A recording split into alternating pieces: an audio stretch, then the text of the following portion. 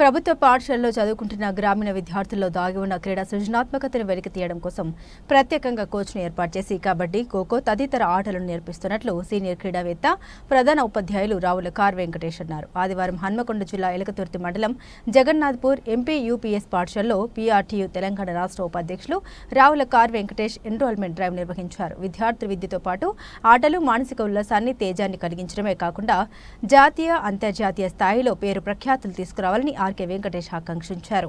అనంతరం ఆర్కే వెంకటేష్ మీడియాతో మాట్లాడారు.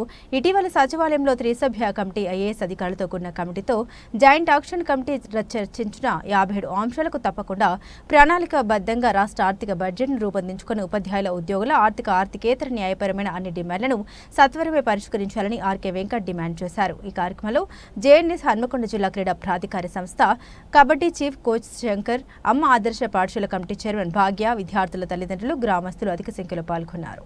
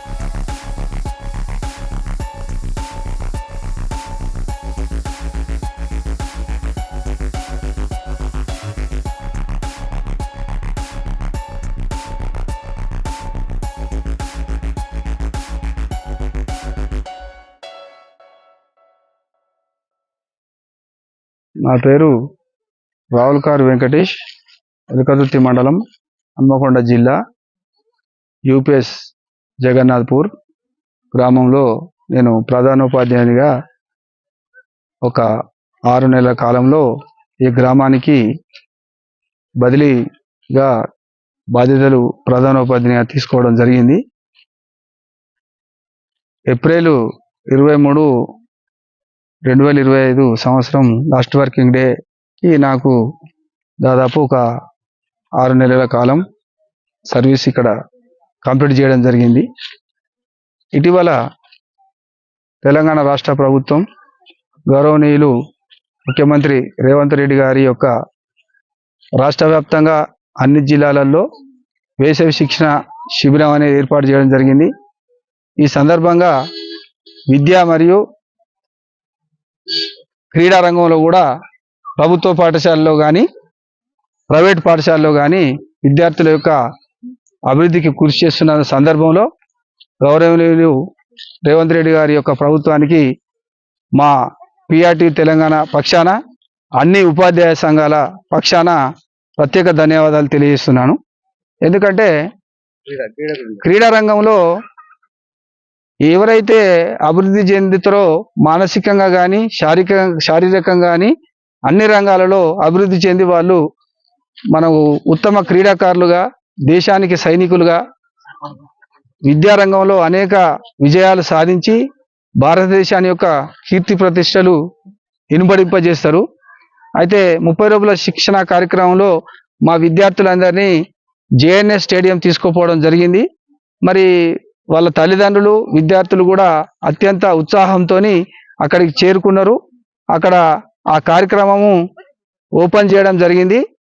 ఆ ఓపెన్ చేసిన తర్వాత అక్కడ ఉన్న అధికారులు ఇక్కడ పిల్లలు మరి దూర ప్రాంతంలో ఉన్న వాళ్లకు నేను రిక్వెస్ట్ చేసి వాళ్ళు 30 రోజులు ఇక్కడ అన్ని ఉచిత భోజనంతో పాటు వాళ్లకు సౌకర్యాలు, హాస్టల్ వసతి కల్పించాలని నేను వాళ్లకు రిక్వెస్ట్ చేయడం జరిగింది. కానీ మరి దూర ప్రాంతంలో ఉన్న వాళ్ళకి ఇక్కడ లేదు అని వాళ్ళు కోచ్లు మరి అథారిటీ స్పోర్ట్స్ వాళ్ళు చెప్పిండ్రు. కాబట్టి వాళ్ళు నిరాశ చెందిండ్రు నా విద్యార్థులు. కాబట్టి ఆ నిరాశను నేను పూర్తి చేయడం, వాళ్ళ యొక్క ఫుల్ఫిల్ చేయడం కోసము నేను వాళ్ళ రిక్వెస్ట్ చేయడం జరిగింది. స్పోర్ట్స్ అథారిటీ వాళ్ళను చేస్తే వాళ్ళు ఇక్కడ ఈ రోజు వచ్చి మీకు ఏ విధంగానైనా వాళ్ళు విద్యార్థులు బాధపడతారు, మరి ఇవాళ ప్రైవేటు విద్యతో పాటు మనం చాలా కార్పొరేట్ విద్యా సంస్థల దోపిడీకి గురై ఇవాళ ప్రభుత్వ పాఠశాలలో విద్యకు ఇటు ఆటలకు దూరం అవుతారనే బాధను నేను దిగమింగుకొని వాళ్ళకి ఇవాళ మా శంకర్ సార్ కోచ్ కబడ్డీ ఇక్కడ మనకు జిల్లా ప్రాధికార సంస్థ అక్కడ మనకు హన్మకొండ కబడ్డీ కోచ్ శంకర్ సార్ తీసుకురావడం జరిగింది. వీళ్ళను కూడా అదే రోజు 12 గంటల రాత్రి తీసుకొచ్చిన తర్వాత కూడా ప్రతిరోజు నాకు ఫోన్ చేసి మాకు ఆటలు కావాలి సార్, ఆటలు కావాలంటే మేము ఏ విధంగానైనా సార్ను ఈ రోజు తీసుకురావాలి అని చెప్పి తీసుకురావడం జరిగింది.